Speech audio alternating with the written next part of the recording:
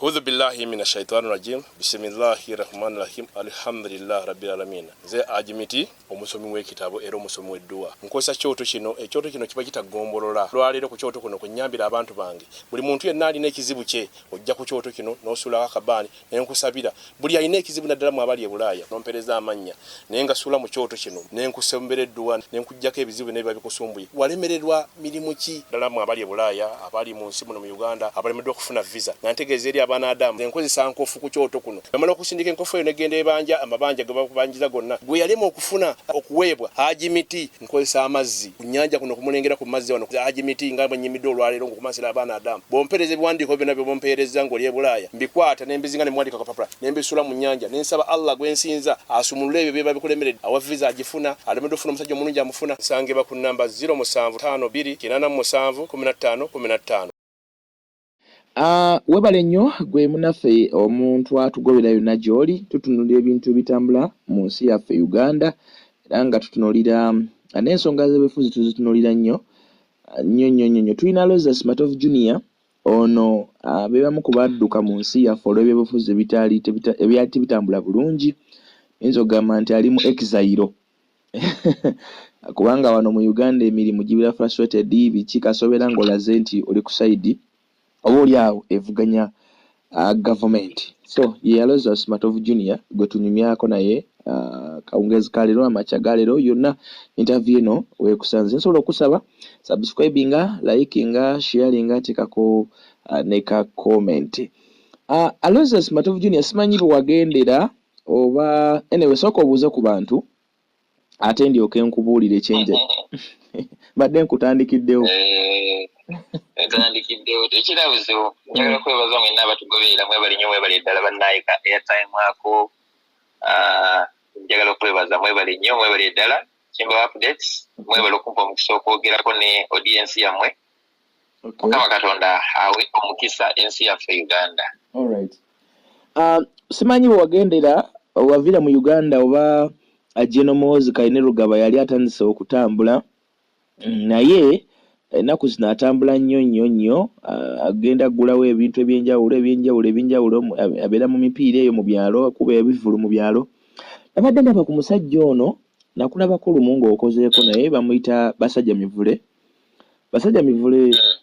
yabadde alina statement yakoze n'agamba nti be baleeta MUHOOZI Kayine Rugaba mu Buganda naye kyababuuseeko kyabajja enviri ku mutwe ng'ate bagenza okwetegereza kampu ya MUHOOZI Kayine Rugaba nga abantu abamutembeeta tekuli wa mu Buganda n'omu naye ng'ate bamutambuliza mu Buganda. Ekyokulabirako nti bala mu Barugahale yalinga akulembera akampu eyo musajja mutooro Andrew Mwenda musajja izit Munyoro oba Munyoro mutooro naye alabika ali awo Kabanda omwogezi wa kampu eyo omubaka Kabanda we Kasambya naye stava wano alimu Nyarwanda bwe rutyo kati enkambi ye nga teriimu nnyo muntu wano mu Buganda naye ng'ate bamutambuza mu Buganda. So ekintu kya MUHOOZI okubanga atambula mu Buganda mu ngeri gy'atambulamu n'abantu batambuza ng'ate sibe abantu abalina obuganzi mu Buganda kimwongerako oba kyongera kuwa Principal Kyagulanyi Ssentamu maanyi. Lwaki oyogedde ku Principal? Andi kakati omwogerako oba oyingidde intro yange yennyini. Waliwo akayimba ke bayita Kataala. Okamanyi? Aka Principal ke yayimba? Mr. Kataala. Nkajjukira bulungi. Kakati akayimba ako kumanyi nze simanyi. Naye Kyagulanyi namwagala okuba yayimba akayimba ke bayita Akagoma. Naye muwuliriza oluyimba olwo lwe bayita Kataala. Owulira nga omusajja alombojja biwandiise abanga menti no omuntu yenna ateetegese n'amala galumba olutalo mu ngeri emu b'endala oyinza okwesanga nga ogudde mu kategore nga eyo ngeza bugeza kiina gwe nvumye alina akayimba akalala ke yasooka okuyimba bakayita mazzi mawanvu. Okay. Abange ni mazzi mawanvu, amoli mazzi mawanvu, lampalampa mu mpowe. Yes, sir. Kibalumwa n'omutono kubeera nze. Oba kitegeera? Nkamanyi bulungi. Abonyaabonya Muhoozi Kayine Rugaba, abonyaabonya Museveni bamuyita Robert Kyagulanyi Ssentamu omwana w'embogo. Kwegamba kantandikire gye byatandikira. Kubanga era nja kugamba nti nali victim ku lunaku lwe baggalawo Monitor Publication ne Dembe FM. Nzijukira gwali mwaka gwa 2010 oba 13. Yes, sir.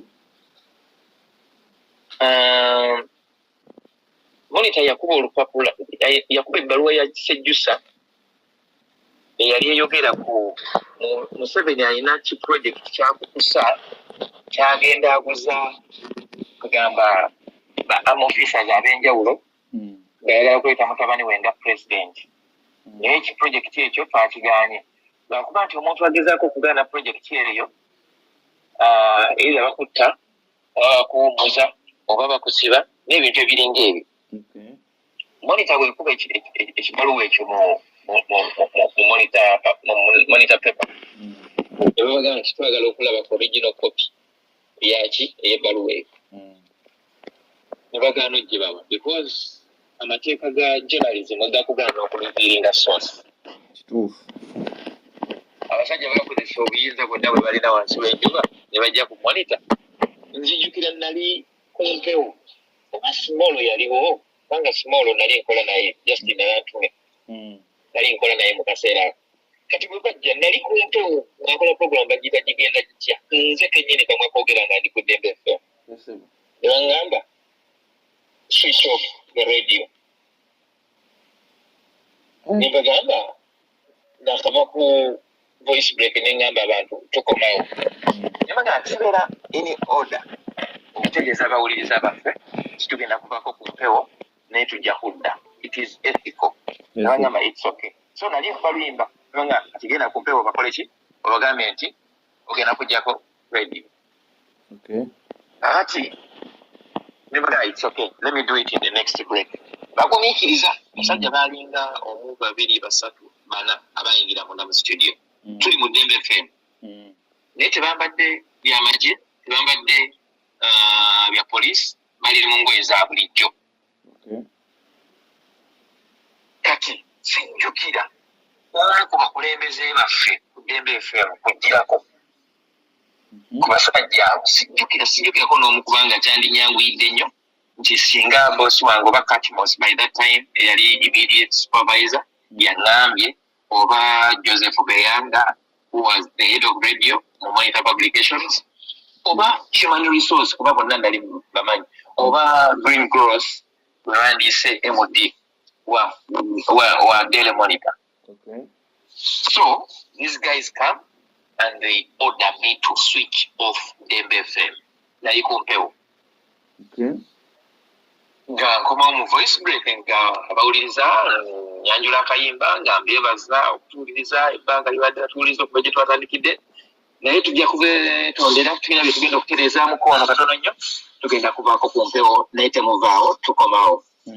Tutegeeraganye ne switchinga off radio nebeera ng'egenze mu kyewandiise Ready air mu lulimi lwa media.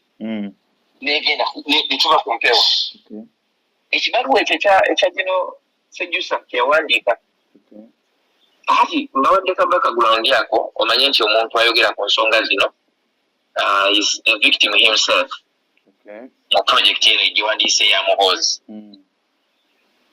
Okukungaanya abantu abatava mu Buganda okujja okugula obugululu mu Buganda so si okutunda product mu Buganda nze ndowooza y'emu ku blanda Muhoozi gye yakoze naye ate era it is another signal. It is another signal nti mwe Abaganda tetulina kye tubeetaaza tewali kyemugenda kugatta ku temulina kyemugenda kugattako, tetulina kyetubeetaaza ne mu nteekateeka zaffe eza tunatambula tutya temwetaaga kubeeramu kubanga kino si kyammwe, kino kyaffe, wadde tujja kuyitako ewammwe eyo. Anti kati mmwe mutunuulira ebintu ne mutunula kungulu naye wapo buli kintu ekikolebwa otunulangako emabega, you look at the other side of the coin. Alinga agamba nti mmwe tetubeetaaga, okumanya tetubeetaaga n'abantu abagenda okukulemberamu nga tujja tubayitaayitamu, tetwetaagako na muntu n'omu ava mu regioni yammwe. Kati nekisigenda kutwala misingi, kankutwala empola mpola. Mu Buganda ani akola emirimu gya administration ku Lwakabaka? Katikkiro Charles Peter Mayiga, kati gwe tulinawo. Esebo. Tulowooze nti nno Katikkiro banaatera omukyusa nga bw'anaamala okukyuka bano abalondeddwa banaawubako olubu lw'ebigere emmengo okusobola okweyanjula nga mikwano gya muhoozi Kaine Rugaba. Era mbuuza ensonga lwaki? Lwaki? Menyera. Balamu Barugahare. Balamu Barugahara is a promoter in Uganda. Yes, sir. Tatwalangako ndongo Bunyoro gyazaalibwa.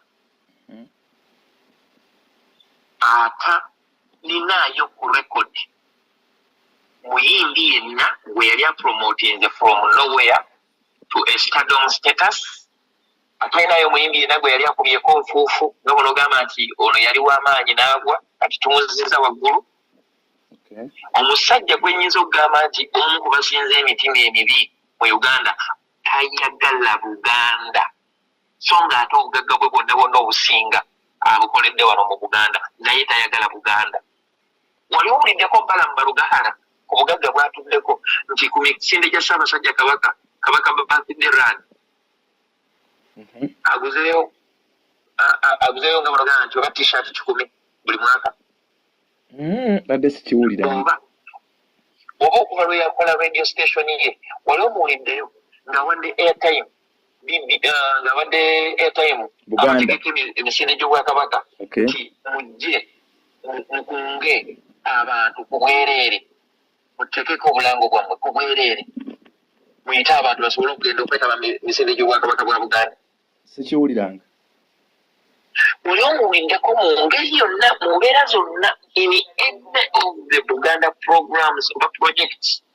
Tugaba omusaayi, tubeera mu bimuli bya Bulange nga tugaba omusaayi. Wali omulabeko ng'agaba omusaayi. Katikkiro ayisa abantu okugenda tugenda gaba omusaayi. Wali omulabyeko? Nedda ssebo.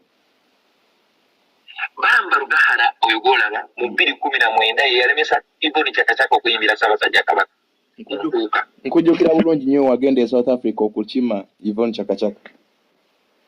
Netumuleeta bulungi nnyo nga 3 Balamu Barugahara ng'akozesa Sabiti Muzeeyi eyali deputy IGP ne badeployinga abasirikale ku Power of Africa. Yvonne we yali asuze ne bamulemesa okuyimba nga tebagala Abidex promotions awangule kiwandiise obw'obutegesi bw'omwaka ng'aleese Yvonne Chakachaka mu nkuuka aswale bamumme bizinesi endala yonna emmengo agwe ayavuwale wabule kubaayo na muntu yenna ayinza kugamba nti Abidex yeetaaga okubeera nga alina bizinesi okukola ekintu kyonna ekirala wano mu Buganda.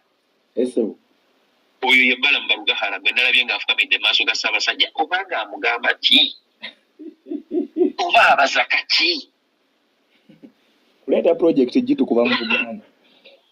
Mbuuza mu biseera bya COVID-19 nalaba General Salim Sale alina emmere gye yaweereza ndowooza ku Buganda. Obwakabaka bwa Buganda busobole okuba nga kuba bulina abantu bangi bwe bulabirira. Balamu Barugahara walabako ng'akuteeyo ku kaceere oba akuteeyo akawunga n'akaweereza Katikkiro ne Ssaabasajja ku lw'abantu ba Buganda agabire ku bantu ba Buganda. Sijjukira. Bannange tulina okusiga ensigo ennungi mu maaso eyo ebibala ebiva ku nsigo eyo bisobole okuba nga bikola ki bitufuukira kye twandiyise amakungula amalungi. tewaliiwo kintu na kimu Maramu Marugahara kyayagaliza Buganda nga kirungi okugirako okugikozesa atuke ku bye yeetaaga musajja mugaga mu bintu naye muwaavu umutima. Leeta omulala. Andrew Mwenda.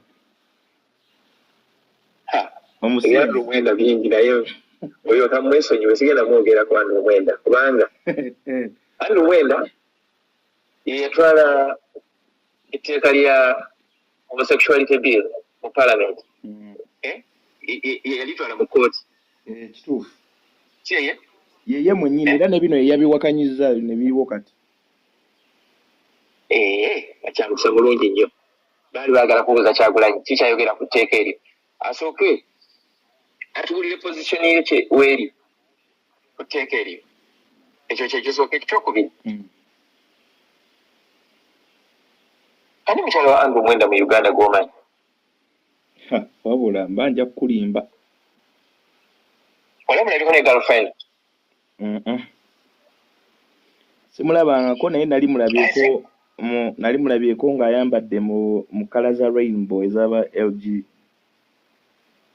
Which is not a crime. Me, I'm an activist. I can appreciate anyone's decision. Yes. Okay. It is your right to associate the way you want to associate. And you don't have to hide it. Live a life free or freely. Omusajja ebigambo byayogeranga ng'ali ku monitor n'ebigambo byayogera olunaku olwaleero bindeetera obutamubuusabuusa tayimirira ku kigambo kye. Okay. Nkuwa omulala? Omulala bamuyita Honorable Kabanda w'e Kasambya. Bwe nawulira nti nno okulaba President abadde agifudde business ng'abantu abajjako miliyoni ne miliyoni kubatwala ow'omukulu. Ne State House n'etuuka n'ekiseera n'evaayo n'egamba bannaye tewali muntu alina kusasula ng'agenda kulaba President. Oyo abeera bulooka abeera kayungirizi. Bulooka. Kale kati kitwale nti no munnaye buli muntu alina okukozesa influence okusobola okutuuka ku kyayagala naye ate buli lw'obeera nga weetunda kitegeeza the highest bidder can take you. So talina moral authority naye kubanga anoonyeza abantu kalulu mu Buganda. Yes. Ng'omulala sina bigambo bye bingi oyo Kabanda amanyiddwa nnyo kiri awo. Be balinga abo abasatu balinga abakulembeddemu. Weerabidde Frank Gashumba kwali kuliko ne Tamale Mirundi. Okay, Tamale Mirundi ne Gashumba. Kwa Tamale Mirundi namulinde ng'agamba nti Rende Muhoozi yamuwadde project yamuwadde omulimu. Kakati nze kankuwulire Frank Gashumba oyo naye Frank Gashumba abantu abatuwuliriza ndooza ekisembayo ekyamujja mu kyetwandiyise mu public is trust nga bulaga nti okuleetera public okumugjamu obwesige kyekyokuvayo ng'agamba nti muwala we ye ne muwala we tebasobola kwogera kubanga omwana tagambwako. Before you come to the public, before you come this side, lwaki tosooka n'omala okusootinga ebintu byo bizibu byo n'abaana bo oba n'omwana wo geni n'olyoka nga like otukudde n'olyokwogera n'abaana b'abantu abaali this side. Ng'ekyo kivuddeko Frank Gashumba mujjukira era nze bansibako oba bankwata ng'ekyankwasa twekalakaasa nga Frank Gashumba atyoboola Katikkiro yamuvuma yamuvoola yamutyoboola yamulengeza yamukola buli kintu ky'oyinza okugamba nti kyenyenyaza. Naye ng'ajjukira Katikkiro wa Buganda ye Kabaka waffe ow'ebweru era nga byonna byakola nga ali mu Bwakatikkiro tubirabira mu bubaka bwa Ssaabasajja Kabaka. Kituufu ekyo nti omuntu yenna ayagala okuyisa mu Ssaabasajja Kabaka olugaayo tekimwetaagisa na kugenda bbanda ku lubiri wabula ayita mu bantu Ssaabasajja Kabaka be yalonda okukola emirimu gye n'abayisaamu olugaayo n'abayisaamu eggaali ng'enjogera ennaku zino bweri n'alyoka akola ki n'alyoka aleetera mesegi y'okuba ng'etuuse wa Ssaabasajja Kabaka. tutegeeragana kyenjogerako. Yes sir. Kakati oyinza okuba nti no Frank Kashumba asobola okubaako luli yakolanga motivational programs yakolakaawo ku sisimuka kati asobola okutuuza abantu ne babeera abantu 2 ne batuula mu holo ne basasudde omutwalo gumu Frank Kashumba akyasobola ekikola olwaleero ne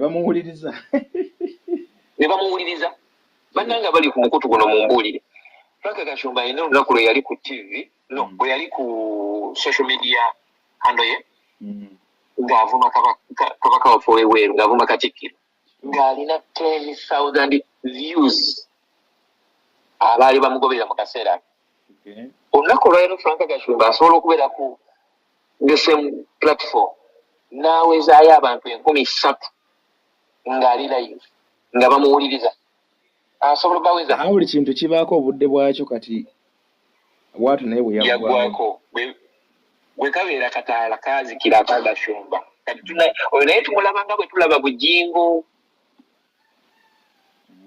nti taala yayaka ekitangala ne kijja kati ne tusigaza ettaala ey'ekirawuli ekirawuli weekiri naye nga temuli mafuta mu ttaala ye Frank Kashumbawo kati tangatteko ne tamala emirundi naye ngenda musamarizinga bwe nti tiimu eyo nga bw'ogyogeddeko infact tamala emirundi sigenda mumalirako budde kubanze saagala kumalira budde ku bantu kiyite ntya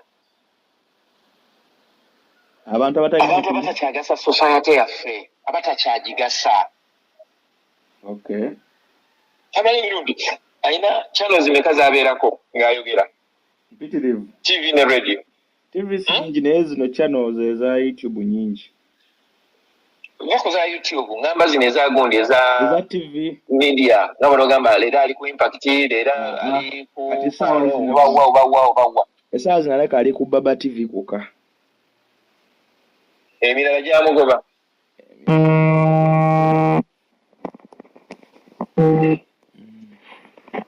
emirala gireka gyamugoba naye mpozi naye ng'akyali naye wakwezi Robinson mpozi gye mulaba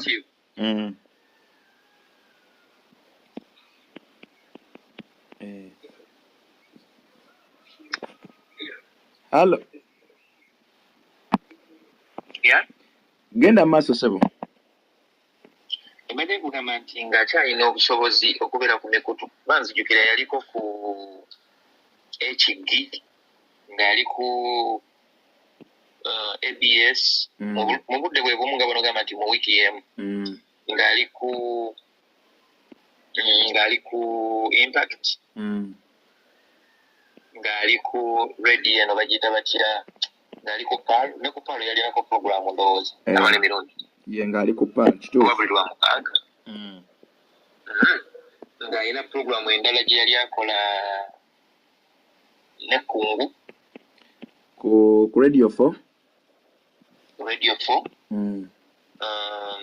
ng'alina yalina ayinza okuba nga wiiki yaggwangako nga buli lunaku alina gy'agenda kati takyali ewamu misana ewamu kiro kubanga tatunda kituufu tamala emirundi alinga bwolaba omutima gw'ettaka ogumanyi guno oguwunya webale nnyo nanyumyanga naawe gwetoolerwako enswera kubanga waliwo ekiwunya wabeerawo nga bunogamba wabeerawo ekiwunya ne wabaawo abaagala okuwuliriza ki ekigenda mu maaso naye bagenda okumaliriza nga tebalina kye bajjeewo ebifakiti kati yatandika kulwana ntalo gundi omuwa sente n'akulwanira olutalo gundi bamutwala kati jangu okube asirye mabega ezo programs ezo big programs ezo za gavumenti bikyewe ngeri emu bendala ekyokubiri tamala emirundi y'omu ku basajja abasinze okuyisa olugaayo mu bwakatikkiro bwa Buganda kituufu projekiti za Buganda zonna zaazikuba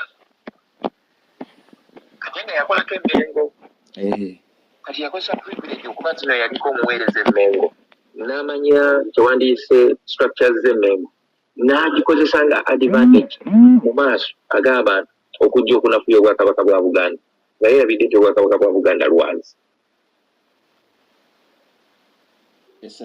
Oba kitegeera kakati omuntu yenna ng'agenda kukola project mu Buganda ateekeddwa okgendako Emmengo. Mbuulira bana mwasobola okgenda Emmengo kubanga byeyakola obwakabaka bwa Buganda tebyali mu lwatu yabikweka yeekweka okulemesa Yvonne Chakataka okuyimbira Ssaabasajja yeekweka teyakikola direct naye Tamale Mirundi ne Frank Gashumba basobola okulinya Emmengo. Nze ndaba nga eyo project Muhoozi Mukama Katonda amusaasire naye ndaba nga Muhoozi nga yagadde tusanyusaamu obusanyusa tufune ku kyakwogerako kiyinza obutamukolera tekijja mukolera tekiyinza buyinza tekijja mukolera. So gw'olaba tewali lugendo lwonna tekijja mukolera wadde naye yennyini gwe batunda naye bambi tatundika tatundika kati ekyo kankigatteko ne gwe batunda byonna bizibu. Omanyi ebintu bino ebyobukulembeze bannaye nga tugyeko ebyokuliisa amaanyi. Obukulembeze bukula mu muntu, omukulembeze alabika, omukulembeze akula n'obukulembeze. Obukulembeze tebujja na appointments zokka nga buno ogamba nti kati abadde ku ddala lya lieutenant general kati afuuse brigadier. No, obu si bwe bukulembeze. Obu bubeera empaka eyo wanibadde ogamba nti no it's like naye mwana wa president akuze obukulembeze abulaba. Anti kakati omwana wa president ya disconnecting from reality. Ali wala nnyo n'abaana. Ali wala nnyo. He's too far away from people. Kati omulaba bambi agezaako abeera mu birthdays. Tugezaako okulaba nti nno okuba ayagala kukozesa ndowooza gundi ya Kyagulanyi yakozesa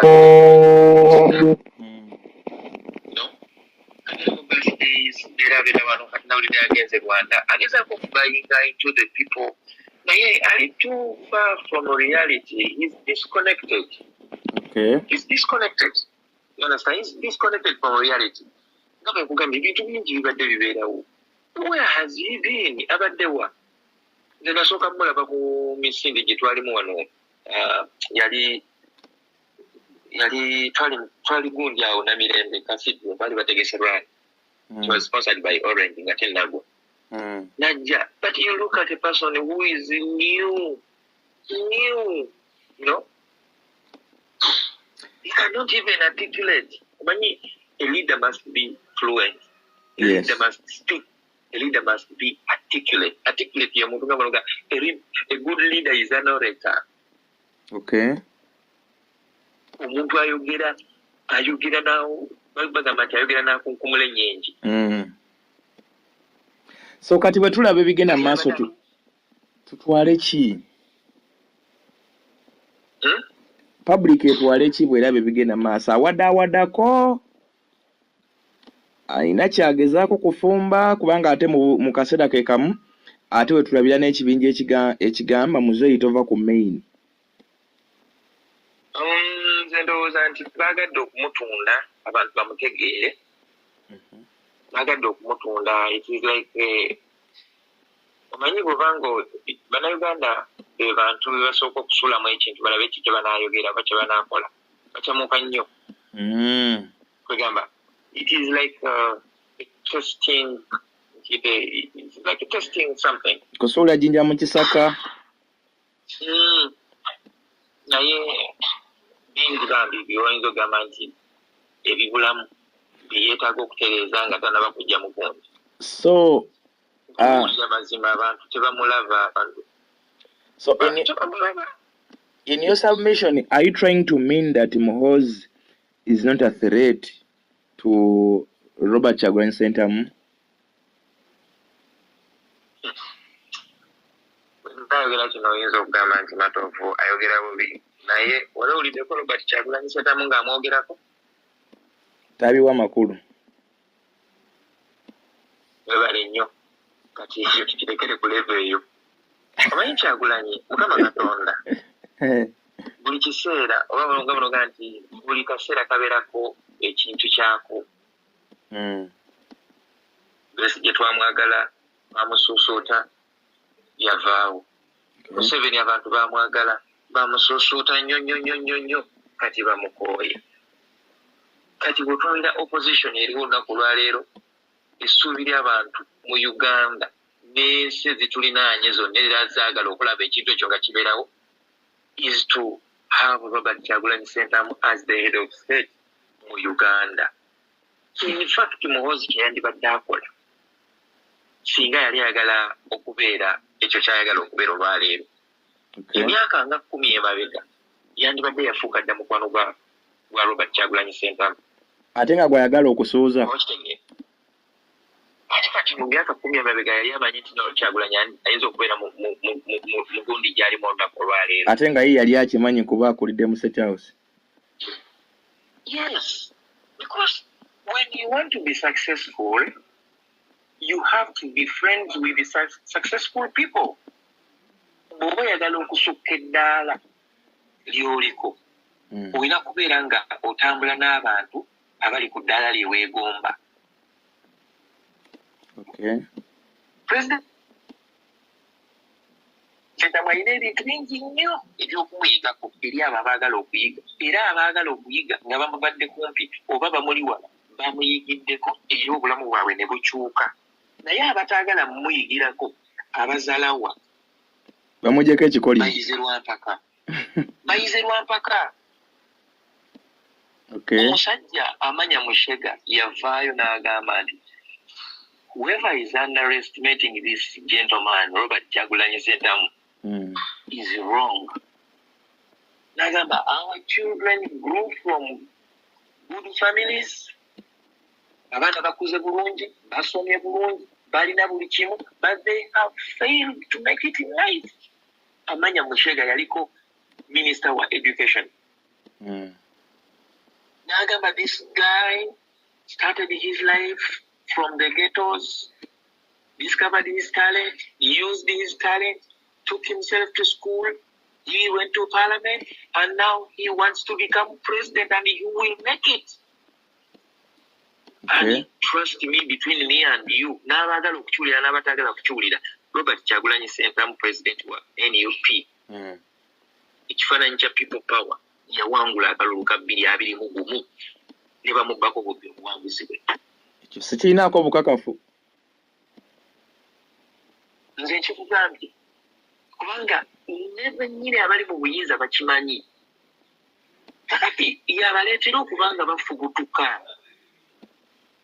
mu kifo ky'okubeera nga obeera mukwano gwe n'omubuuza how do you do it, kino kikola otya, osobola otya okubeera mu mbeera nga nebot omufudde enemy wo oba okitegeera omufudde enemy wo.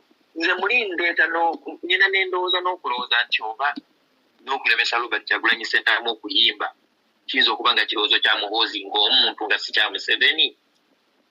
Ndowooza bw'oyo Mukama asonyiwe.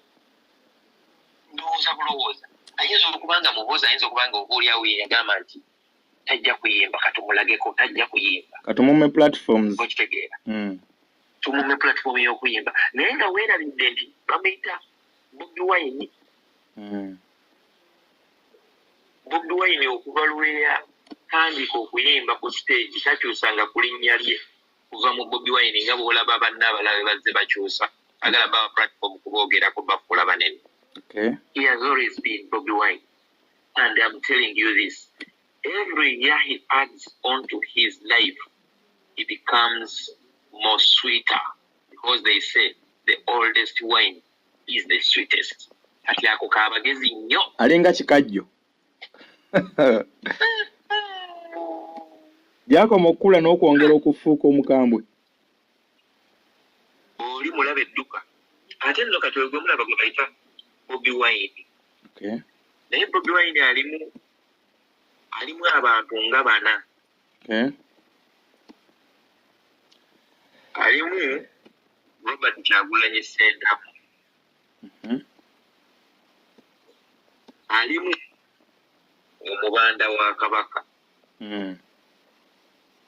Alimu Badman from Kamocha.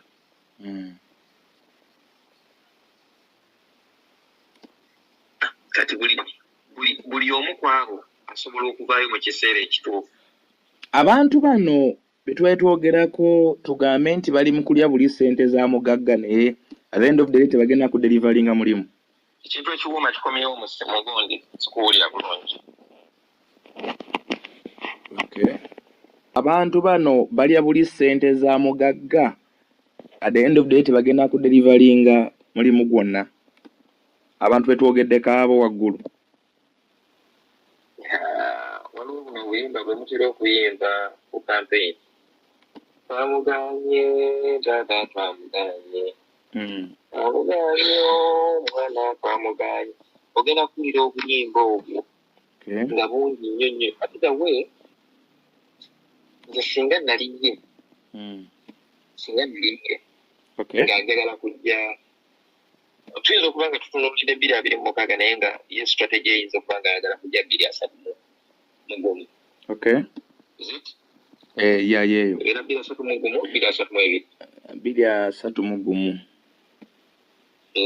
Ayinza okuba nga yeegezaamu alaba oba 231 lwanajja. Nze mu kulowooza okwange Museveni bw'anaaba mulamu 226 agenda kubeera ku ballot paper oba mumuwalulira kaliba oba atya ateekwa okubeera tannayagala kuva ku main. Tasobola kubeerako naawe. Tasobola kubaako. So omulenzi ayinza oba yeetegekera wali 231 nga wanayagala gezesa kulaba. Ebintu bibiri byenyinza okusuubira ebiyinza okubeerawo. Singa Katonda ajja Museveni kuladda mu mbeera yonna ono ayinza okwagala okuwamba. Kati bw'awamba naye lwakuba nti kati ennaku zino ebintu by'obukulembeze mu Afrika byakyuka si bye biri eby'emyaka gy'ekinaana. Ennaku zino tomala genonkolera ku bantu. International community ebe kutunuulira ate naye lisojjogi nnyo ate n'abantu bennyini nabo. By the way, there is a lot of case etulinze olw'ensonga nti Museveni yagaana okuleka constitution okutambuza ebisanja ne age limit. Kuba kati bwe tugenda wagenda kuba wazibu nnyo. Wagenda kuba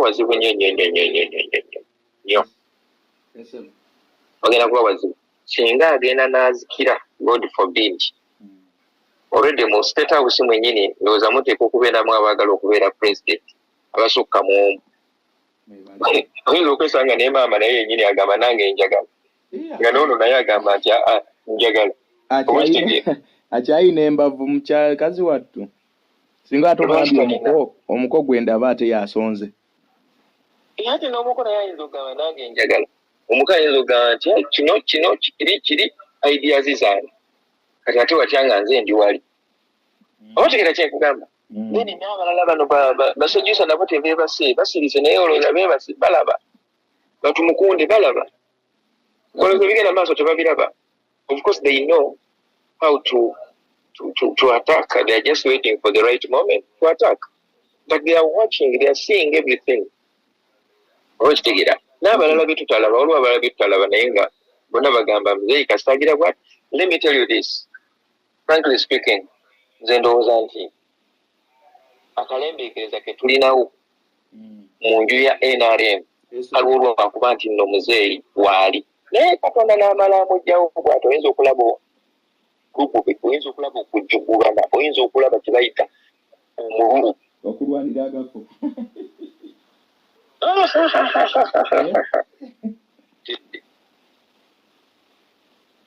Okay. Anyway, so njagala kusibula. Bano basajja mivule nabo bambi balwana lwakuba nti bamanyi nti project erimu ssente nnyingi. Project erimu ssente nnyingi ate basajja bati bakyalina mirimu already mu public domain. Abantu babalabanga kyenyiyalwa kati ezo ze ssente zebaagala okulyako naye ate nazo tebazibakkiriza kuzituukako azifu ne bano abaliyo bazirya. Simanyi basabire abasajja mivule ensi yabawandula. Nejjusa lwaki namweyimirira omusajja oyo bannange Mukama Katonda. Kozi gwe amweyimirira. namweyimirira nze ndabye muganda wange ndabye yasi bwetyo bwetambula neyimirira omuntu n'atuuka eno naawemula anyway njagala kusiibula Matovu ky'oyise okwemula simanya okusala n'awagira oludda luli okwo kuwemula naye nze sebu nze nyina akawunti eya dola mu DFCU ye ne bwe bankuira ne baŋŋamba nti Muhoozi yataddeko miliyoni ya dola sisobola muwagira ng'oli mukambwe nkubuulira mazima nyina akawunti mweri mu DFCU bank aponye bagiyita batya Market Street yawe okay naye bwe baŋŋamba nti Muhoozi yataddeko emiliyoni ya dola jangu oyingire projekiti ye kisobola totunda buwagizi wanye totunda kaluluko totunda integrity yo kutunda mwoyo ate sigwe wekka kati nkubuulira kino Ronald Mayinja yatta future y'abaana be tebalibeera mu byabufuzi bya Uganda oba batya basajja mivule bw'aba alina abaana kali funa baana be mu limelight ya politics wa Uganda forever and ever n'abazzukulu baabwe abantu abo bonna boolaba buyinza okugamba nti nno bakyukidde okubonaabona kw'Abannayuganda tebali kugamba basimidde baana baabwe kiwandiise entaana okulanga ng'okkiriza n'ogamba kati nfudde nobologa nti ngenda kufa enkya naye era beoleka emabega batandika batunuulirwa ng'ekyennyalwa batunuulirwa nga batajja mu society kati olabanga Suzanne Makula asobola okutuuka ku mukolo abantu ne balaga uyo omukazi yabba omusajja wamu uyo emmere yeyita mulokole uyo bamusongamu mmwe okibaita oyinza n'okutya okugenda okulya emmere kulayini nga buli muntu akutunuulira bulala emmere y'emikolo ewooma naye buli muntu akutunuulira kulala uyo yatulyamu olukwe uyo yatulyamu olukwe mulimu abantu abagenda okufa politikale nga togenda kuddamu balaba ku ssimu waliwo omwami yafudde mu Uganda wano yali mujaasi mu magye ga Amin naye bamuyita Nasulu abasinga tetwaliwo naye bituwulira boogera buli omu owuliraga yakola kino naye yafudde kwegala kale ng'oya kintu kya myaka 40 kudda mabega naye nga kikyali ku memori z'abantu Mukama Katonda omanyi omuntu bw'aba ng'agenze mba saagala mwogerako lwa nsonga olwedi Katonda aba amututte awoze ate ffe tetulina ffe mu Buganda tetukikkiriza nakukkiriza kwogera ku muntu afu naye mbadde ogamba njala kujjayo kiri kyobadde ogamba nti otuuka ekiseera nga ne bw'oyitawo abantu ng'olwedde bufuuse kikolimo eri abantu bwe kimanye nti omuntu nga tannaba kufa aba amaze okwesalira omusango ku nsi wano nkubuulira mazima omuntu nga tannaba kufa olwedi aba amaze okumanya aba tiketi aba agyesalidde alagawa aba amaze okulaga abantu gy'alaga aba amaze okwesalira omusango era naye abantu bye boogera just ebeera bubeezi nga bonaogamba nti kutuukiriza mukolo naye ng'olwedde wasalawo ddawa gy'olaga kubanga bayibuli etugamba nti nno ebikolwa byaffe ku nsi bye bituggulirawo gye tulaga mu ggulu bwe bikola bibeera birungi tujja kuyingira obwakabaka bwa Katonda oba mu ggulu bwe binaaba bibi muliro ogutazikira mirembe na mirembe amiina njagala kusiibula Matovu tunyumiza emboozi nnene tuyinja kwongeranga okunoonyako otwogere ku nsonga era ez'enjawulo nga bwe twogedde ku zino ezibaddewo olwaleero so kigambo ky'osemberezaayo eri Bannayuganda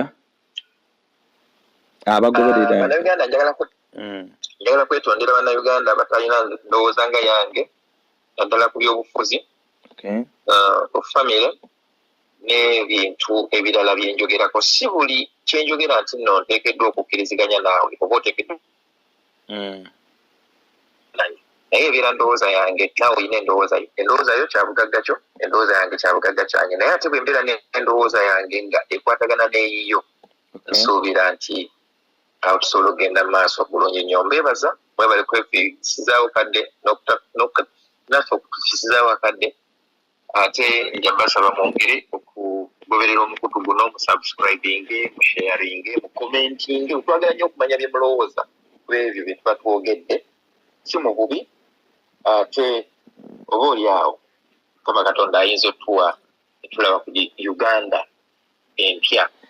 Nja kukolayo puroguramu endala ng'ovudde ku ey'ennyiriri kijja kusinziira ku bantu bano bwe banagamba nti puroguramu eyo ngireeta ejja gireeta naye nalabye nga almost bayibuli yonna oli bwaba nga abuze okuva ku Genesis paka ku Revelation tegamba simanyi naye bwe banaba bajagala nja kugireeta tunyumyemu ate ndowooza kyandibadde kirungi nnyo nabo batuweereze oba oliawo comments oba ebibuuzo byabwe bibandyagadde twogere mu puroguramu eyo bayogerako ey'ennyiriri ezikondana n'omusajja oli eyatongoza obwenzi ku kituuti neyanziza leyaziga Roses Matovu Junior ye mukwano gaffe Matovu ali bweru wa ggwanga so tweyanza sebo okutufiisizangayo akadde n'oyitako ku mukutu guno ate n'obaako ebintu by'ottaanya era twagala okwebaza n'abantu bonna